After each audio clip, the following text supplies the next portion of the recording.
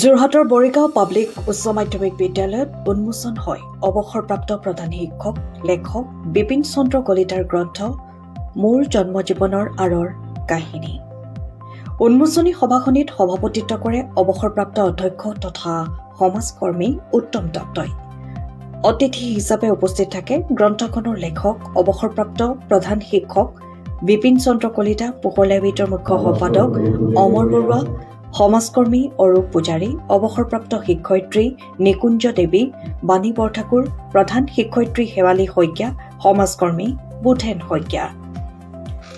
গ্ৰন্থখনিত বিশেষকৈ লেখক অৱসৰপ্ৰাপ্ত প্ৰধান শিক্ষক বিপিন চন্দ্ৰ কলিতাৰ জীৱন আধাৰত গ্ৰন্থখনি প্ৰকাশ কৰা হৈছে। কেনেকৈ জীৱন সংগ্ৰামৰ মাজেৰে শৈশৱৰ পৰা বৰ্তমানলৈকে জীৱন নিৰ্বাহ কৰি সামাজিক দায়বদ্ধতাৰে ৰাইজৰ সেৱা কৰি আহিছে, এই বিষয়ত অতি সুন্দৰভাৱে প্ৰকাশ কৰিছে গ্ৰন্থখনিত।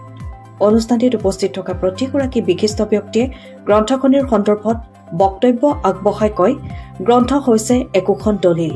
গ্ৰন্থই সমাজখন সমৃদ্ধিশালী কৰে, গ্ৰন্থই জাতিক শক্তিশালী কৰে। সেয়েহে ছাত্ৰ ছাত্ৰীসকলক বিদ্যালয়ৰ পুথিৰ লগতে আন আন গ্ৰন্থসমূহ অধ্যয়ন কৰিব লাগে বুলি বক্তব্য আগবঢ়ায়। অনুষ্ঠানটিত বিদ্যালয়খনৰ শিক্ষক শিক্ষয়িত্ৰী কৰ্মচাৰী তথা ছাত্ৰ ছাত্ৰীসকলো উপস্থিত থাকে। অনুষ্ঠানটিত হাত ধৰে সমাজকৰ্মী হৰিশ কুমাৰ শইকীয়াই। ব্যুৰ' ৰিপৰ্ট, পোহৰ লাইব্ৰেৰী।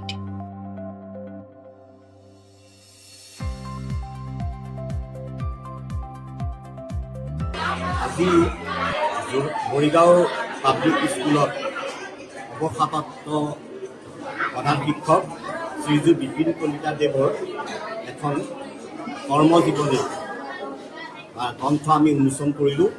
গতিকে এই গ্ৰন্থখন উন্মোচন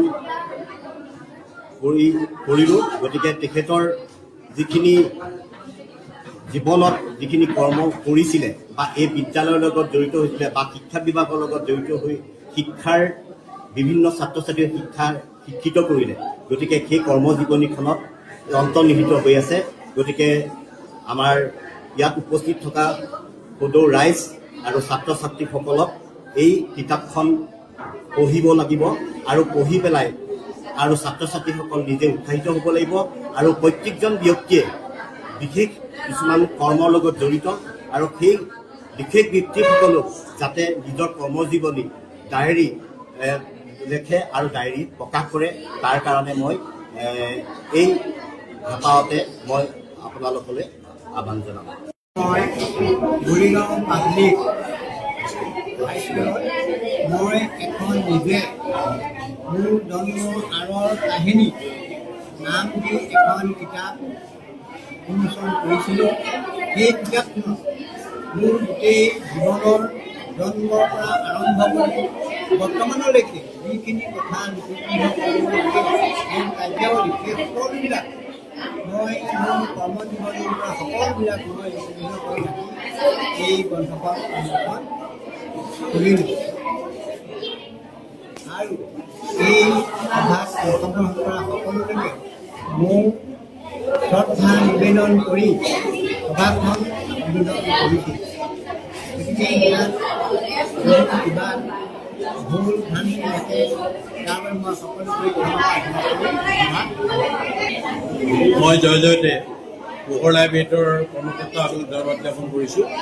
আজি আমাৰ এটা খুব ভাল লাগিল যে বৰিগাঁও পাব্লিক হাইস্কুলত এই বিদ্যালয়ৰ অৱসৰপ্ৰাপ্ত প্ৰধান শিক্ষক শ্ৰী বিপিন কলিতাই অৱসৰ গ্ৰহণ কৰাৰ পিছত আমি আজি একেলগ হ'লোঁ আৰু তেখেতে তেওঁৰ জীৱনকালত তেওঁ কেনেধৰণে সৰুৰ পৰা কষ্ট কৰি কেনেধৰণে পঢ়া শুনা কৰি এজন শিক্ষক হিচাপে আৰু 3টা ডিগ্ৰী লৈ এইখন বিদ্যালয়ৰ প্ৰধান শিক্ষক হিচাপে অৱসৰ গ্ৰহণ কৰাৰ পিছত এখন কিতাপ ছপা কৰি উলিয়াই আমাৰ ছাত্ৰ ছাত্ৰীসকলৰ ৰাইজৰ মাজত আজি মুকলি কৰি দিছে।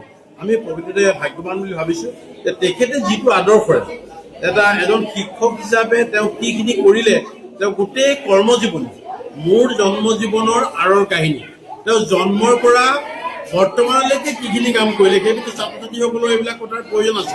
হওক, আপোনালোকে এটা কথা চাবচোন যে আমাৰ আজি প্ৰধানমন্ত্ৰী নৰেন্দ্ৰ মোদী ডাঙৰীয়া তেখেতে এজন চাহ ব্যৱসায়ী আছে, চাহ বিক্ৰী কৰি ভাৰতৰ প্ৰধানমন্ত্ৰী হৈছে আৰু এখেতেও পথাৰত কোৰ মাৰি হাল বাই টিউচন কৰি দোকান দি পঢ়ি পেলাই 3টা ডিগ্ৰী লৈ এইখন বিদ্যালয়ৰ প্ৰধান শিক্ষক হৈ আজি আমাৰ মাজত এখন কিতাপ প্ৰকাশ কৰি উলিয়াই ছাত্ৰ ছাত্ৰীসকলৰ বাবে আমাৰ ৰাইজৰ কাৰণে মেলি দিছে। এটা গৌৰৱৰ বিষয়। আমি তেখেতৰ উজ্জ্বল ভৱিষ্যত কামনা যোৰহাটৰ জেবি ৰোডত অৱস্থিত জ্যোতিষ্মান ড্ৰাগছ।